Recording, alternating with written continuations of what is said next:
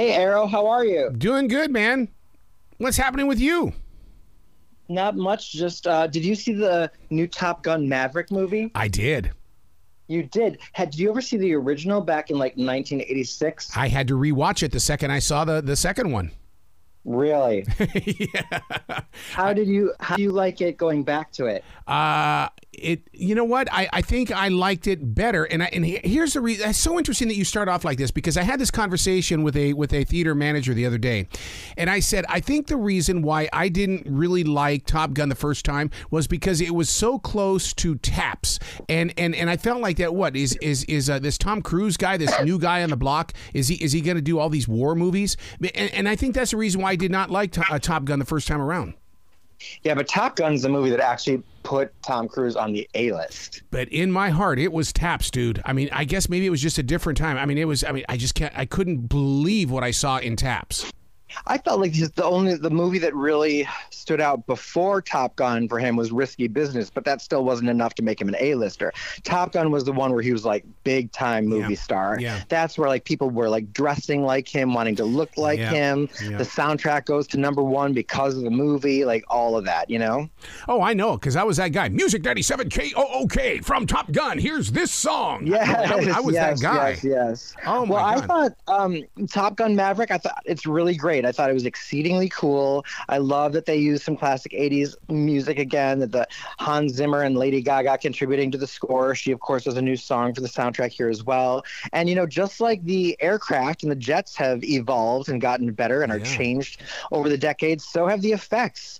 And it's just this charming action, drama, romance, thrilling, suspenseful. I mean, seeing these action sequences on the big screen and what they do in this aircraft in the film is just, I mean, sometimes I feel like I want my body to be a joystick, and I try to move to try to make like what I'm seeing, like the characters or in this case the aircraft move in the direction that I'm leaning my body or something. Like that's how I know I'm really, really into it. And I thought Tom Cruise was fantastic. It's fun seeing him again in a role where he's playing a bit of the underdog who's fighting for something, that character that we see him in the first Top Gun, that we see him in like A Few Good Men, where he's just like still that guy as opposed to how walked up the ladder. Val Kilmer, of course. You've got Miles Teller, who could be introducing Ray-Bans to a new generation. Mm-hmm. He was really great in this. And then Jennifer Connelly. I feel like Tom Cruise and Jennifer Connelly are the on-screen pairing that I never knew I needed. You're right about that. I was so in love with the two of them. Is that wrong to say? No, they're two of the most beautiful people alive, always have been. And I don't know why I didn't think of it before. And, you know, Jennifer Connelly is probably my top 3 favorite actresses. Wow. And, you know, I just was like, there was such screen magic in their moments. That was great. And then also you have all the iconic Tom Cruise in motion moments, whether he is running or on a motorcycle or flying a jet or whatever. Tom Cruise in motion is kind of all you need to make a movie good. That's so cool. Hey, but you know what the big talk here is in Charlotte, at least, is that everybody who saw it and has not seen it, the lines are on the RDX lines. They want to experience it in an RDX theater. What lines? People are lining up to see it in the RDX. They are sold out. What's happening in the RDX? You mean for the sound? Oh, no, what happens is it's the motion of the seats, it's the scent of the air, it's the water, it's 4D basically, the RDX theater. Oh, we don't have that here. Oh my God. And that's what I'm saying is they are sold out for weeks and the thing is they're telling people, do not sit back in the chair. You've got to lean forward and experience everything that takes place. Wow. Did you get to see it that way? No, I'll be puking everywhere. Yeah. Mine maybe as well. Right. Jeez. Yeah, there are some things they do. They're like passing out. It's amazing. Okay. No, very good. Well, it's just, you know, I just saw the audience applauding before the movie started and at the end. It's a real crowd pleaser. A little cheesy. Some of the dialogue's cheesy, but it's forgivable and it's cute.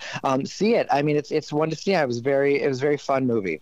All right. Now, you know, I'm from Montana. So when I see something on your list here that says Montana Story, you know those are fighting words. What's going on with that? Yeah, lower your expectations here, because Montana Story is a neo-Western about a son who's caring for his father on life support, also dealing with bankruptcy, and then suddenly his estranged sister arrives, hasn't seen her in like 7 years, and there should be some tension and drama. There kind of is, but Haley Lou Richardson plays the sister. I really like her, and she's does fine with what she's got to work with in this film, but you barely get to know them. It's mostly quiet, and you kind of slowly get pieces of like, why was she estranged? What's the problem? What's the dynamic? What are the issues that this family's having? What's going on here? What's the story aside from just this being this quiet, boring, slow movie? For 2 hours, I was mostly thinking to myself, why was this movie even made? Oh, boy. And then I'm like, it's a Western, but, like most Westerns, there are a couple of things that make Westerns. For example, sweeping, gorgeous cinematography. Think about Power of the Dog and all those amazing shots of the mountains. And it's just like the score, no great cinematography. The score was nothing to write home about or memorable or interesting or evocative even. And there's just nothing remarkable about it. Even when you do get pieces of story here where you kind of begin to understand the dynamic between this brother and sister, it's just kind of contrived and manipulative. It's nothing that makes you either really care. It's kind of lazy. And then I was like, wow, a lazy story that takes way too long to tell in a movie that doesn't really give me anything to look at either. Skip it. Wow. So was it actually filmed in Montana? I don't know. Yeah. Because, I'm that guy that I talked with the actors of the show Yellowstone. And I said, you guys do realize that being from Montana, you guys are not filming that in the Yellowstone Valley at all. And I told them where I felt they were, and I pinpointed it. And that's the thing about it, is that when you travel Montana the way that I did, you cannot try. That's like a Southerner or a Northerner coming down here with a fake Southern accent. Not gonna happen. It's like filming New York scenes in Toronto. It's just a joke. Yeah, exactly. You just can't do it, man. I'm so sorry that you had to sit through that, man. I mean, I'm gonna write a letter to the governor up there and see if I can get your time back. So now, Stranger Things, I thought that was a November thing. Really? Why? For some reason, I thought that it was coming out in November. I didn't. Oh my God, it's back then, right? It's back today, season 4 today, baby. Shut up. Yeah, and it's season 4, volume 1. We got the first 7 episodes of season 4 today, and then on July 1st, the final 2 episodes of season 4. There will be a season 5. They haven't started shooting it yet, but there will be, and that will be the final season. But there's already talk about a spin-off series. But are they too late? Because so much time has gone by. They've grown up. I mean, are we still going to get into it? Yes and no. Yes and no in the sense that certainly episodes... Okay, here's how season 4 works. I watched all 7 episodes of volume 1 that are available today. And episodes 1 through 4, yes, I was like, whoa, this show has jumped the shark. It is about something different now. I'm not as interested. It's not Stranger Things anymore. They're dealing with other things. Other things are going on, other plot points. It's kind of just not what they look too old to be in high school. It's all this. It's all just kind of like, it's also way more focusing on the horror aspect of the genre that's in its roots. And it was just kind of scary and gross and then not much. But episode 5 turns back to what we know and love of Stranger Things. Episode 6 delivers on it in spades, and episode 7 was shebang. Okay, and also here's the thing: all the episodes are over an hour. Like episode 7 was like an hour and a half, like 90 minutes. Yeah, so it's this whole season overall is almost twice as long as each of the previous seasons, just because the length of each episode is so much longer. That's partially too why they've taken so long to get it out. It says they basically are delivering us 2 seasons right now in one. And it is, again, you got to get through those first 4 episodes, which I was like, I'm just not really into the show anymore. Okay, it's just lost its touch.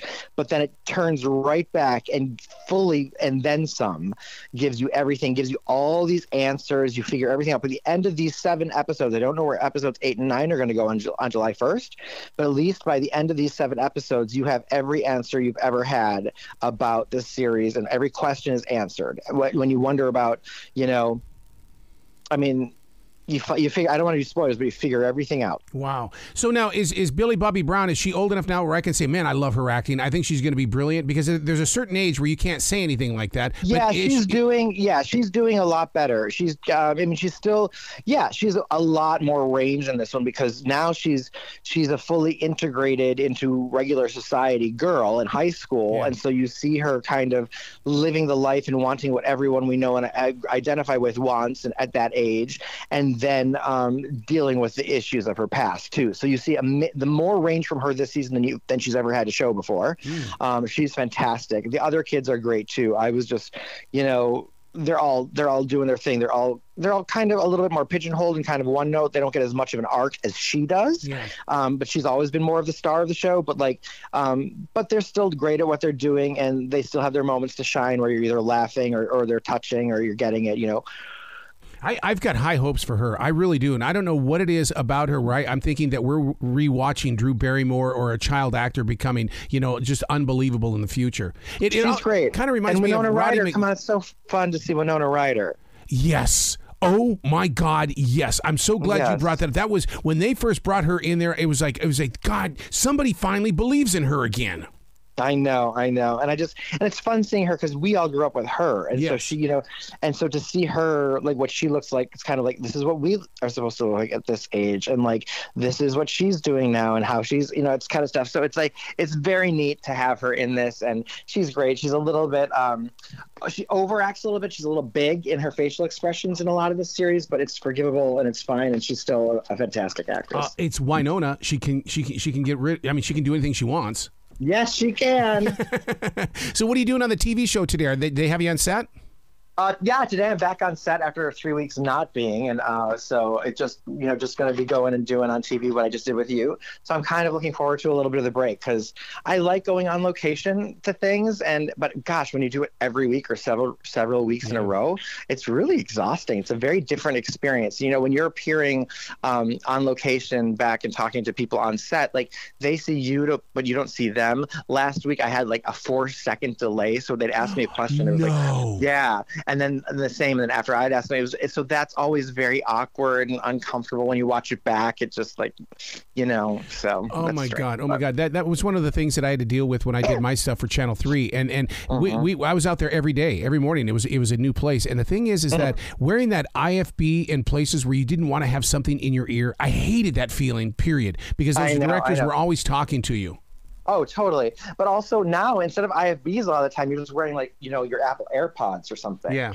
But then you've got that white thing hanging down that half looks like you're wearing an earring or something. And I hate that too. So it's like, it's strange. I mean, it's technology. It's how we're making the content these days, I suppose. But I'm just learning, and this is a new series that I'm thrilled to be hosting, and I'm just kind of still getting used to it. That is so incredible that you're doing this, because I mean, it's still with all the choices that we can have on the flat screen, you're still investing your time and creativity in something where it's about connecting with people, and I just find that so inspiring. Well, I've been here for 10 years now, and I have gotten to know this community and the thriving art scene, and I just like to cheerlead and champion that as much as I can. So you're saying that if I came up there and you and I went into a coffee shop in front of people would come up to you and say, "Hi, Ryan"?